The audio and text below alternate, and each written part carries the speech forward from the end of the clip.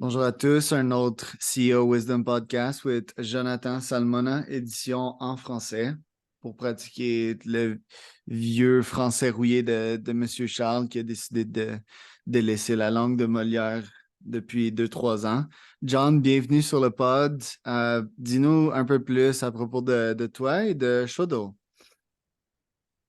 Salut Charles, et je te félicite pour l'effort. Et français est de très bonne qualité, Il est rassure-toi. nickel. Il est nickel chrome. Non, mais écoute, je m'appelle Jonathan, j'ai 42 ans et je travaille dans la tech depuis 20 ans, plus particulièrement dans le consulting, ce qu'on appelle en France les ESN, entreprises et services du numérique. Et j'ai cofondé Shodo il y a plus de 4 ans pour montrer qu'une autre voie était possible dans l'entrepreneuriat avec une direction beaucoup plus sociale. Nice. Voilà. C'est drôle, je t'écoutais. Jonathan, 42 ans, célibataire. Euh, Ça me faisait penser à une annonce, je sais pas, les vieilles annonces au Québec.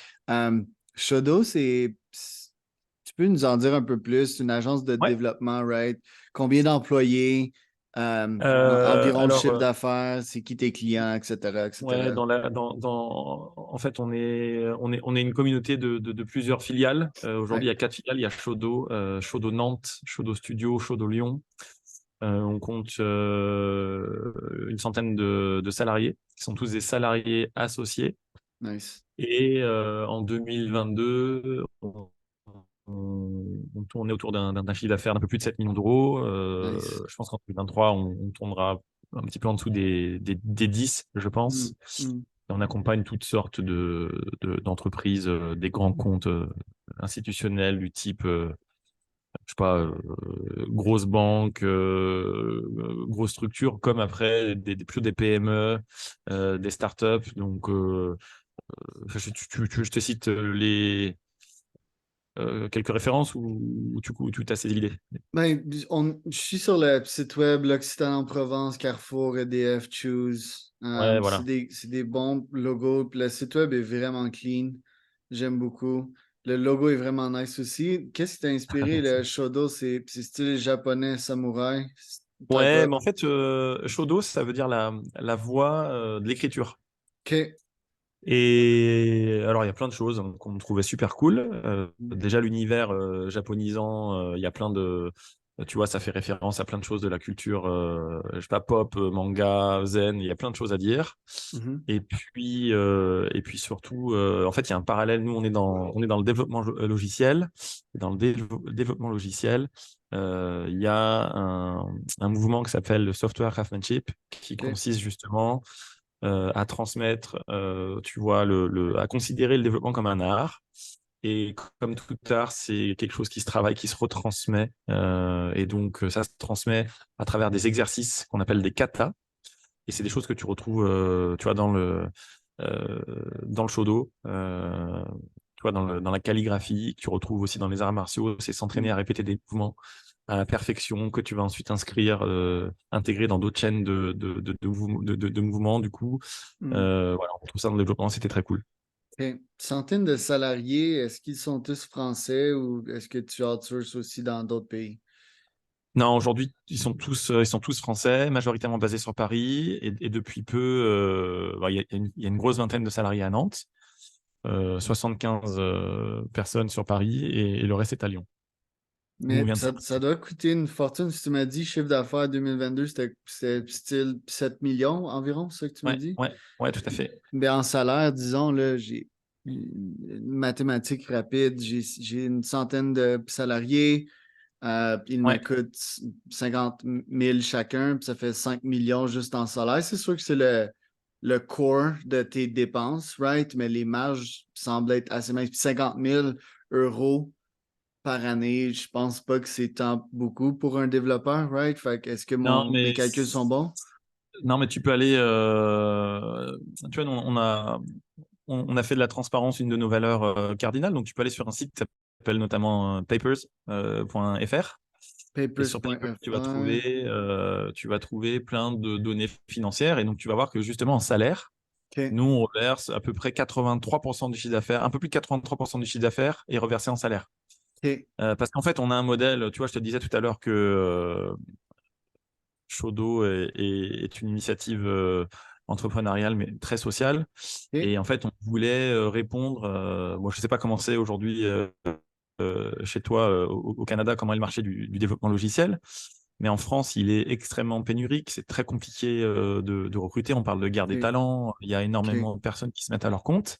Hum. Et nous, on a considéré le problème un petit peu dans l'autre sens. On s'est dit que c'est parce qu'il y a une redistribution qui est peut-être pas clean, peut-être pas fair, que il y a autant de turnover. Et donc, on a un modèle qui est redistributif, dans lequel on a fait rentrer dans la société donc Shodo d'origine, on a fait rentrer tous les salariés au capital à hauteur de 34, d'un peu plus de 34%. OK. Et on redistribue le chiffre d'affaires. Donc, comme je te l'ai dit, on prend des fees qui sont fixes, à peu près 25 000 euros par an, et tout le reste, on le redistribue. Donc, en fait, on arrive à avoir des rémunérations qui sont très cool, mais qu'on OK. conjugue avec d'autres avantages comme des congés supralégaux, des moyens pour se former, progresser sur le temps de travail et pas sur le temps perso.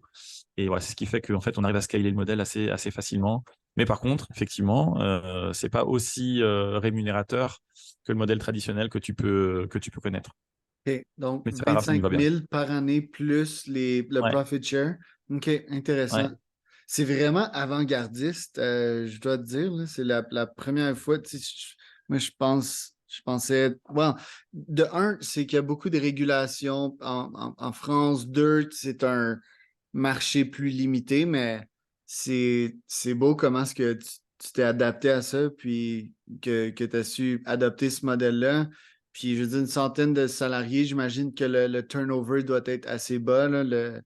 Il Eh y a- ben, je peux donner les chiffres. Je peux te donner Ouais, les chiffres à ouais. date. Donc, en 4 ans, sur 4 filiales, on a eu 4 départs, dont Oh, ce qu'on appelle un boomerang. Un boomerang. Les boomerangs, c'est les salariés qui partent et qui reviennent. ouais. Voilà. Wow. OK. Donc, on parle de moins de 3%, là. Ouais, mais même moins, parce qu'en fait, Littéralement. là, tu vois, c'est sur 4 ans. Donc, sur une année, tu vois, je sais pas, on a un départ par an. Donc, c'est très faible. Mais après, tu vois, il faut relativiser les chiffres parce Hmm. qu'on est sur le début aussi on est sur les 4 premières années, peut-être pas les 10 non C'est ça. plus. Mais néanmoins, tu vois, moi, j'ai suffisamment de garde-fous pour m'avancer et te dire que je pense qu'on aura un turnover qui sera faible aussi dans 5-6 ans. Parce que quand Hmm. tu fais rentrer les salariés au capital, quand tu redistribues, quand tu donnes des congés supplémentaires, quand tu fais en sorte d'inscrire le bien-être des salariés, tu vois, au cœur du projet entrepreneurial, bah, tu mets fin, si tu veux, au conflit d'intérêts qu'il peut y avoir dans le salariat où tu as des gens qui ont l'impression de ne pas gagner assez ou des gens qui ont l'impression de partir en burn-out parce qu'on leur demande de faire trop de choses avec peu de moyens. Impressionné.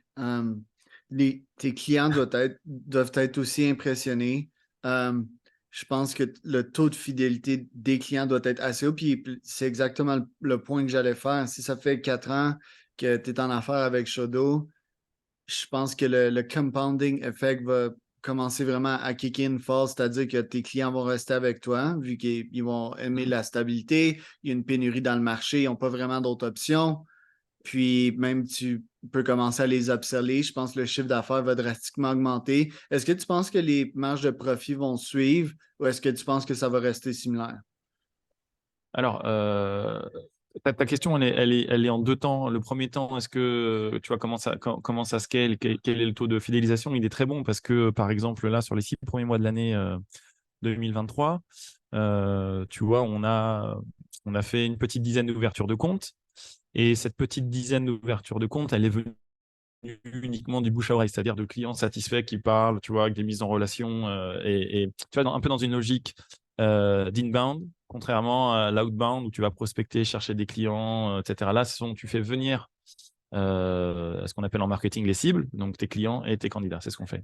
Et entre parenthèses, ouais, j'en profite pour te dire que depuis 3 ans, on recrute sans approche directe, avec que des candidatures spontanées, c'est-à-dire qu'on ne fait pas non plus de ce qu'on appelle de head, tu vois. Pour la deuxième partie de ta question, savoir comment est-ce que bah, les marges. euh, alors, nous, en fait, on scale, on a un développement à l'échelle. où en fait, on ouvre des filiales, ce qui nous permet effectivement d'avoir une masse critique qui va être un petit peu différente. Mais après, tu l'as compris, on a quand même une approche où on va caper la marge. C'est-à-dire que c'est pas parce qu'en fait, on va être plus. Mécaniquement, plus on a de marge, c'est une évidence. Maintenant, comme on redistribue, il n'y a pas un moment donné où si tu veux, il y a un décollage exponentiel de la création de valeur. Et c'est pas du tout le but. Le but, c'est plutôt justement de se dire que, en fait, on cible la taille, ce qu'on appelle la taille critique, c'est la taille qui, chez nous, qui nous permet de payer les charges, d'avoir un report à niveau qui est solide, d'avoir de la trésorerie, et puis de nous permettre aussi d'être bien. En fait, pour donner un exemple un peu plus concret, dans l'entrepreneuriat, notamment dans toute l'économie des scale-up, on a un rapport à l'EBITDA qui est très particulier parce qu'on est toujours tenté de le valoriser parce que c'est grâce à ça, grâce à cet indicateur, que tu valorises ta structure, que tu prépares ton exit. Et nous, j'ai envie de te dire que l'EBITDA, on va le malmener, entre guillemets. C'est-à-dire que quand tu redistribues, quand tu donnes les meilleurs salaires, quand tu donnes ce qu'on appelle le déstaffing dans notre jargon, c'est-à-dire euh, tu alloues des journées à du travail non facturé, c'est-à-dire que les consultants ne vont pas facturer, bah, tu vas malmener ton EBITDA quand on part en séminaire, quand on part profiter tous ensemble dans ce que j'appelle le temps long.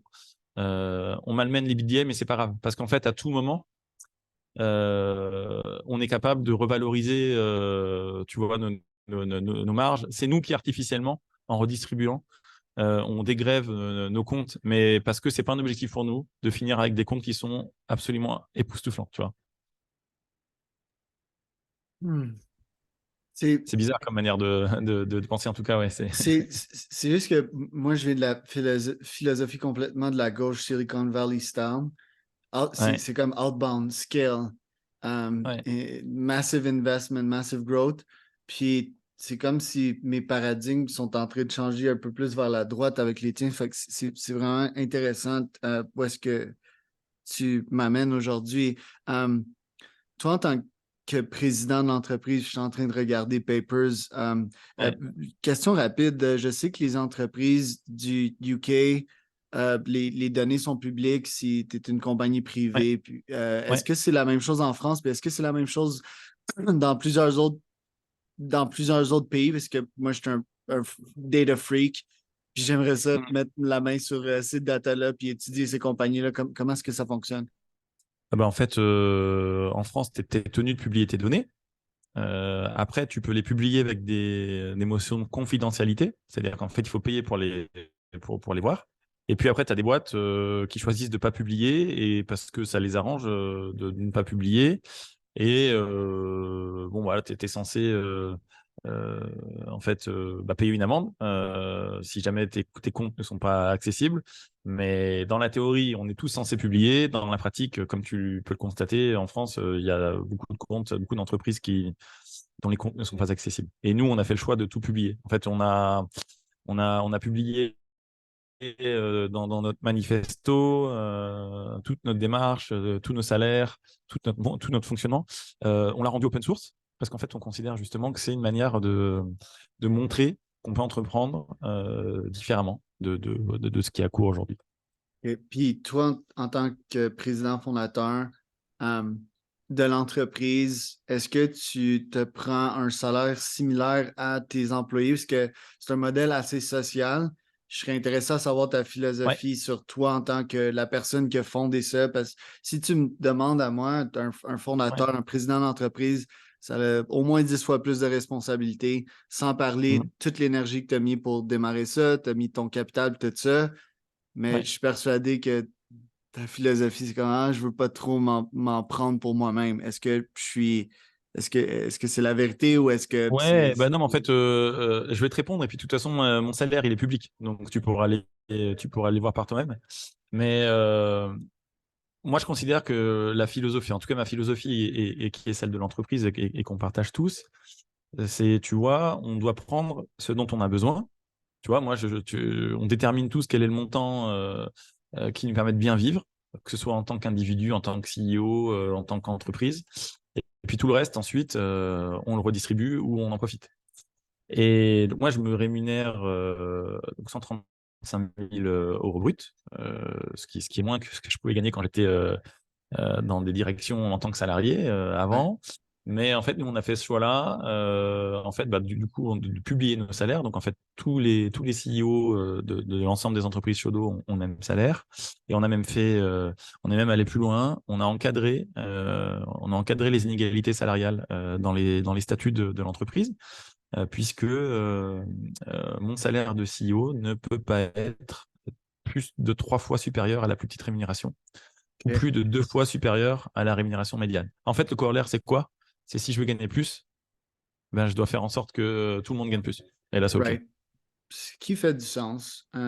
J'aime ça. Puis oui, tu pourrais Ben, c'est gagner cohérent, beaucoup quoi. plus. Ouais. Um, mais John, si je t'observe et toutes tes philosophies, t'es comme niveau sensei, t'es niveau samouraï. Je sais pas si je recommanderais ce modèle-là à quelqu'un qui démarrait en business. Parce que t'es très organisé, t'es très fort dans plusieurs domaines, t'as beaucoup d'expérience. Est-ce que tu recommanderais ce même modèle-là à quelqu'un qui démarre sa boîte? En fait, je pense que c'est une question qui relève plutôt plus de tes valeurs que de l'opérationnel. Mais Moi, ça ce a que je l'air peux juste... compliqué à faire toutes ces affaires-là. Ouais, Puis ça en a fait, l'air vraiment expert level, là. ouais, je vais te répondre, je vais essayer de te répondre à deux niveaux. Déjà, un niveau opérationnel. Ce que je fais, c'est-à-dire en gros, quand on a fourni Shodo, quand on le développe, quand on scale, ça reste ni plus ni moins qu'un métier qui est assez classique dans le métier du consulting, c'est tu développes des business units. OK? Développer des business units, ça fait 20 ans que je le fais.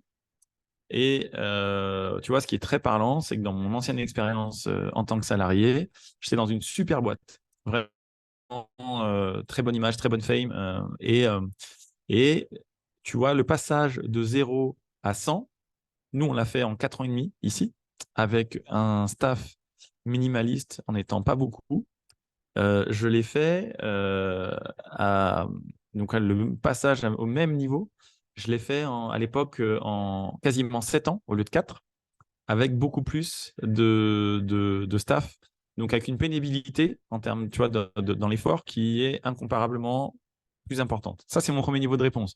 Donc, tu vois, si tu me parles de comment est-ce que tu conseilles notre approche, etc., moi, déjà, je te donne des chiffres. C'est la même personne, le même savoir-faire, je fais le même métier, sur le même secteur, et j'ai juste des temps de passage qui sont complètement différents. C'est un peu comme si je faisais un 100 mètres avec des chaussures de ski et un 100 mètres avec des chaussures d'athlète, tu vois. C'est pas le même sport.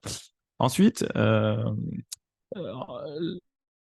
la deuxième partie de ma réponse, elle est plutôt philosophique. Je pense qu'aujourd'hui, quand tu regardes ce qui se passe sur le marché de l'IT, tu as énormément de turnover, tu as énormément de gens qui se détournent du salariat pour devenir freelance parce qu'ils considèrent que tu te retrouves plus dans le salariat, etc. Et je pense que pour faire revenir des gens dans le salariat, nous, en tant que CEO, on a la responsabilité de donner des gages tu vois, donner des gages comment on appelle ça, de bonne foi, quoi. Donc, quand tu arrives en disant, voilà, en fait, on encadre nos salaires, on redistribue et vous allez voir que on va créer un contexte d'entreprise qui sera beaucoup plus attirant, agréable. Et ben, c'est plutôt voilà, c'est ça que je te réponds moi. Et après, chacun est libre de choisir. Tu vois, moi, je suis pas en train de te dire que tout le monde doit faire ça. Je suis juste en train de te dire qu'en fait, à un moment donné, en tant qu'entreprise, tu dois laisser le choix. Et ensuite, les salariés, les personnes qui sont dans le salariat, elles vont choisir où elles ont envie d'aller. Et c'est ça qui donne la bonne réponse. Right. Debate time. La dernière fois qu'on s'est parlé, moi, j'ai plusieurs philosophies par rapport à. Je comprends la situation en France, la pénurie de main-d'œuvre. On a ça au Québec aussi. Par contre, je suis pas totalement contre, mais je suis très vers la gauche quand vient le temps de parler d'employés vs entrepreneuriat. Je sais que l'entrepreneuriat est beaucoup plus difficile, mais nous, les humains, on est des bêtes très résilientes, euh, ni capables de s'adapter. Puis je pense que tout le monde peut être un entrepreneur. Je pense que oui, c'est difficile, mais je pense que le modèle socialiste en France influe beaucoup sur le fait que les gens ne veulent pas démarrer une business, puis ils vont vers le chemin facile, qui est un salaire, puis de la stabilité. Je ne sais pas comment est-ce qu'on pourrait créer un hybride pour aussi stimuler l'entrepreneuriat. Je ne dis pas que non plus tu ne stimules pas l'entrepreneuriat dans ton entreprise. Euh, il y a plusieurs moyens de créer des entrepreneurs, mais je pense que de un, moi, j'opère international depuis le jour 1, donc j'ai le choix Ouais. d'engager des gens. Puis je vois qu'il y a beaucoup de cannibalisation sur le marché, donc de software qui mange des humains, dans le fond. Donc, ça c'est une trend qui est depuis au moins 10 ans. Ça, c'est un, de l'automatisation. De deux, je pense qu'avec l'intelligence artificielle, c'est comme notre devoir en tant qu'entrepreneur d'aussi euh, enseigner puis éduquer à ces gens-là de démarrer leur propre business parce que je remarque de plus en plus, c'est très évident avec toutes mes interns que ChatGPT, par exemple, puis plusieurs softwares de AI que j'utilise remplacent ces gens-là totalement. Puis, oui, là, il y a le back and forth. Ah, non, on ne remplace pas ces gens-là, ils vont s'adapter, blablabla. Mais il y a une réalité que oui, il y a des gens qui vont être straight up remplacés puis ils ont besoin de travailler très fort. Alors, juste pour arriver à mon point, quelle est ta philosophie niveau créer de l'entrepreneuriat vs créer de la stabilité? Est-ce que je pense que il va y avoir deux classes d'humains, puis ça existe déjà de ces temps-ci. Une qui est nourrie au tube, comme on dit, des gens qui sont vraiment accros à la sérotonine, puis une autre classe qui est plus un peu plus résiliente, qui est de la classe entrepreneuriale. Je pense que ça va être vraiment, il va y avoir un immense ravin entre les deux. Puis, je pense que c'est notre devoir d'éduquer les gens pour pas que ça arrive. Qu'est-ce que tu penses de cette philosophie-là? Ouais, c'est très vaste comme question, Charles. Moi, je pense que bon, on sera peut-être pas d'accord, mais c'est OK. Euh, je pense que tu vois, en France, depuis quelques temps, notamment avec l'essor des gens qui se mettent à leur compte en tant que freelance, etc., il y a une forme de pensée qui dit que, tu vois, même quand tu regardes LinkedIn, tu as beaucoup de gens qui font l'apologie du soloprenariat, entrepreneuriat, etc. Et moi, je pense qu'en fait, tout le monde n'a pas envie d'être entrepreneur, tout le monde n'a pas envie de créer des boîtes ou d'être à son compte. Je pense qu'il en faut pour tout le monde. Et en fait, mon point à moi est de dire que, tu vois, quand tu veux être entrepreneur, en tout cas en France, c'est un pays assez incroyable. Enfin, tu vois, on a énormément d'aides de l'État quand on lance des boîtes. Tu vois, quand on a eu la crise, la pandémie avec la Covid, on a eu un accompagnement de l'État exceptionnel en termes de, tu vois, de prêts bancaires garantis par l'État, en termes de facilité de paiement, en termes de mise en place de dispositifs de chômage partiel, auxquels nous, on n'a pas fait appel pour le coup. Mais en fait, il y a eu vraiment un accompagnement d'État qui était extraordinaire. Et donc, c'est un pays dans lequel entreprendre est très facile. Et je pense que c'est une des raisons pour laquelle on est le pays où il y a le plus de création de startups, je pense, un des pays où il y a le plus de création de startups. Euh, Par contre, au niveau du salariat, depuis quelques temps, en tout cas dans la tech, dans notre corporation à nous, euh, on n'a pas fait le travail de réunir des conditions qui font que tu donnes envie aux gens de rester. Et donc, tu vois, moi, mon point, c'est plutôt de me dire qu'est-ce qu'on peut faire comme offre pour permettre aux gens d'être heureux, à ceux qui veulent rester salariés, bah, de pouvoir l'être, tu vois, en pouvant en profiter, sachant que je suis dans un pays où quand tu veux créer, quand tu veux entreprendre, etc., tu as déjà naturellement une culture qui te permet de le faire dans des conditions qui sont quand même assez exceptionnelles. Je sais pas si j'ai répondu à ta question, Oui. en tout cas, j'espère. Oui, oui.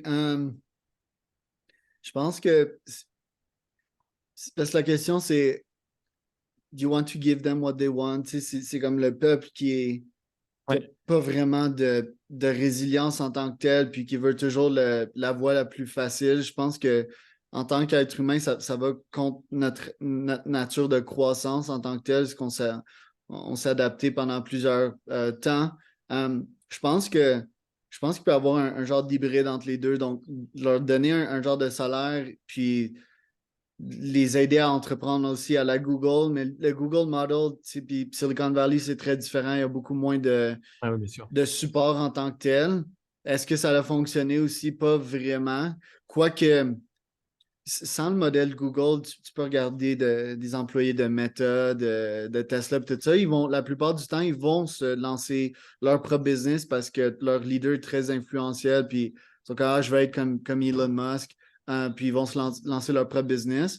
Je pense que aussi la question est, quel modèle augmente le plus la qualité de vie? Est-ce que c'est du sport extrême, vraiment de droite à la socialiste, ou un modèle extrêmement libertarien qui est VC money, qui n'est pas bootstrap par la Silicon Valley? Je pense que Silicon Valley va créer une extrême richesse, mais ce n'est pas toutes les startups qui vont réussir. Mais je pense que aussi c'est important de parler à l'échelle mondiale, right? Parce qu'on vit dans un monde global. Puis Silicon Valley va compétitionner contre la France. Puis peu importe combien de support on donne aux entreprises françaises, c'est comme si c'était un samouraï qui affrontait un singe, un peu comparativement aux armes qu'ils ont acquéries, au knowledge, tout ça. Fait que je pense qu'il faut rester compétitif aussi à l'échelle internationale. Mais je pense qu'il y a un modèle hybride qui peut exister. Puis aussi, je vois qu'il y a une bonne croissance en France. Fait que je veux pas. Puis je suis impressionné par la plupart des startups en France. Je pense qu'il y a beaucoup à apprendre. Euh, Juste que, oui, fais attention avec l'intelligence artificielle qui arrive et tout ça. Parce que j'imagine que tu commences à utiliser ces outils-là dans ton agence aussi, puis que tu commences à voir comment est-ce que peut-être ça ne va pas freiner le rythme de recrutement dans lequel tu es, mais oui, ça commence à, à- à économiser certaines ressources parce que certains disent que ça augmente la productivité des devs x 10. Donc, peut-être que ça ne va pas freiner ton rythme de croissance puis de recrutement. Peut-être que ça va juste augmenter la productivité. Je vois qu'on est on time. Euh, Ok. John, où est-ce que les gens peuvent en lire un peu plus sur toi et ton entreprise, Shodo? Bon, écoute, moi j'ai un compte LinkedIn sur lequel je publie au moins une fois par semaine des éléments sur Shodo, sur l'entrepreneuriat social. On a un site internet www.shodo.io. Voilà, puis on essaie de produire du contenu assez régulièrement sur l'entreprise. Il y a des contenus vidéo, du contenu des textes sur ce qu'on fait, etc. Il y a pas mal de choses. C'était cool de passer ce petit moment avec toi, Charles. Euh, Bah non, enfin, j'ai pris du plaisir. Tu vois, le temps est passé assez vite. On avait dit une demi-heure et c'est vrai elle est passée comme un clignement d'œil. Ouais, ben merci beaucoup, John. C'était le fun. Tu as créé plusieurs neurones dans mon cerveau. Puis ouais, j'espère que l'audience va apprécier.